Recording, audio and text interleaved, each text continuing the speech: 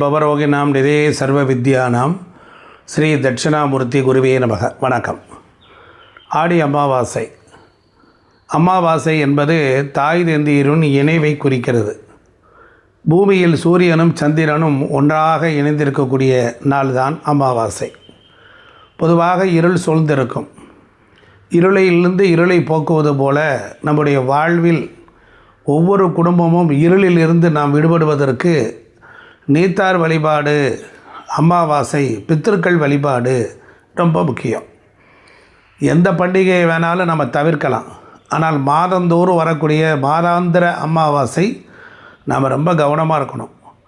மனிதனுடைய சத்தியத்திற்கும் ஒழுக்கத்திற்கும் வாழ்க்கையில் தர்ம நெறிக்கும் ரொம்ப தொடர்பு இருக்குது. ஒரு மனிதன் அவன் கஷ்டப்படுறான், அவன் நல்லா இருக்கான் அப்படின்னா அவனுடைய வாழ்க்கை எப்படி தீர்மானிக்கப்படுது என்றால் பல பிறவிகளில் அவன் செய்த நன்மைகளையும் தீமைகளையும் அடிப்படையாக கொண்டுதான் அவனுக்கு இந்த பிறவியில் சுகத்தையும் துக்கத்தையும் இறைவன் தருகிறார். அதனால் நாம் செய்கின்ற நன்மை புண்ணியம், நாம் செய்கின்ற தீமை பாவம். பாவ புண்ணியத்தின் அளவை பொறுத்து தான் சுகமும் துக்கமும் ஏற்படுது. ஆனால் தர்மத்தின் வழி செல்ல செல்ல கர்மம் குறையும். அமாவாசை அன்று நாம் செய்ய வேண்டிய கடமைகள் நிறைய இருக்குது. ஒரு மனிதன் உயிரோடு இருக்கும் பொழுது தன் தாய் தந்தையர்களை சரியாக பார்த்து கொள்ள வேண்டும். காரணம் என்ன என்றால், பிறந்ததிலிருந்து நமக்கு நம்ம அம்மா அப்பா நம்மளை தான் பெற்றெடுத்து நம்மளை தான் வளர்த்தார்கள். அவர்களுக்கு நாம் அந்திம காலத்தில், அவர்கள் வயதான காலத்தில், அவர்கள் உடல் தளர்ந்து மனம் தளர்ந்து நொந்து வெந்து உடலில் இருக்கக்கூடிய உபாதைகளை எல்லாம் தாங்கி கொண்டு வயதான காலத்தில் நரை திரை மூப்பு மரணம் என்கின்ற வகையில் அவர்கள் சந்திக்கக்கூடிய பிரச்சனைகள் சொல்லில் வடிக்க முடியாது. ஆணும் பெண்ணும் சந்தோஷமாக இணைந்தால் கரு உருவாகி திருவாகி குழந்தை பிறக்கிறது.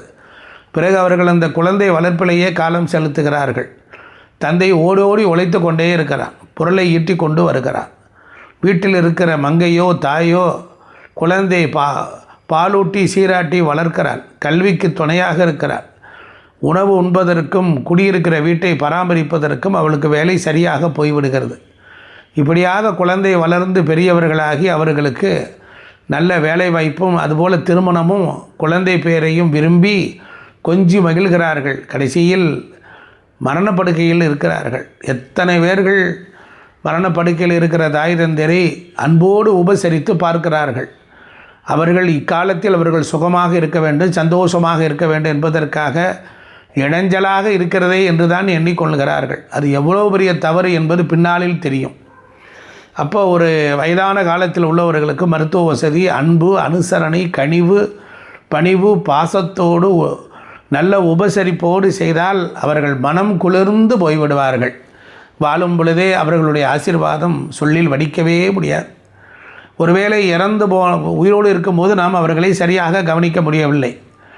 இறந்தவர்கள் மேல் உலகம் போனார்களா, சொர்க்கத்தில் இருக்கிறார்களா, நரகத்தில் இருக்கிறார்களா என்று யாருக்காவது தெரியுமா?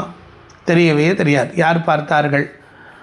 அப்போ செத்தாதான சுடுகாடு தெரியும் என்று ஒரு பழமொழி உண்டு.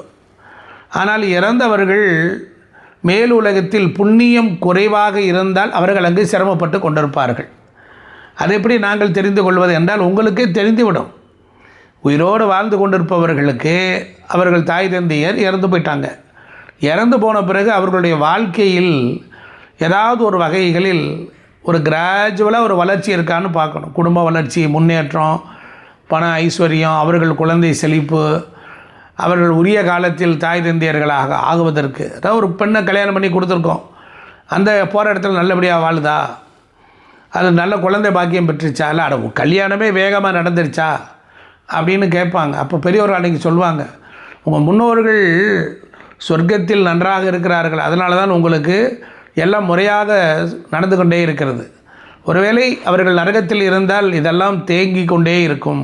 குழந்தை திருமணம் தேங்கும், குழந்தை பாக்கியம் தேங்கும், வேலைகளில் பிரச்சனைகள் வரும். இப்படியெல்லாம் நாம் தெரிந்து கொள்ளலாம். சரி, இப்போ இந்த ஆடி அமாவாசை, ஆடி மாதம் என்பது சுகமான மாதம். அப்போ இந்த மாதத்தில் இறந்தவர்கள் எல்லாம் மேல் உலகத்திலேருந்து வருவார்கள். இந்த ஒரு நாள் வந்து இருந்து நம்மை பார்த்து நாம் வாழ்க்கை எப்படி இருக்கிறது என்று தெரிந்து கொள்வதோடு நம்மிடம் உறவாட வருவார்கள். அதனால் நம்ம 2 நாளைக்கு முன்னாலேயே நம்ம வீடுகளை சுத்தமாக வச்சுக்கணும், அழுக்கு துணி இல்லாமல் பார்த்துக்கணும். அமாவாசை அன்றைக்கி வாசலில் தண்ணி தெளித்து கோலம் போடக்கூடாது. அது நிறைய பேர் தெரியாமல் செஞ்சிடறாங்க. அதை நீங்கள் அவாய்ட் பண்ணணும். இது ரொம்ப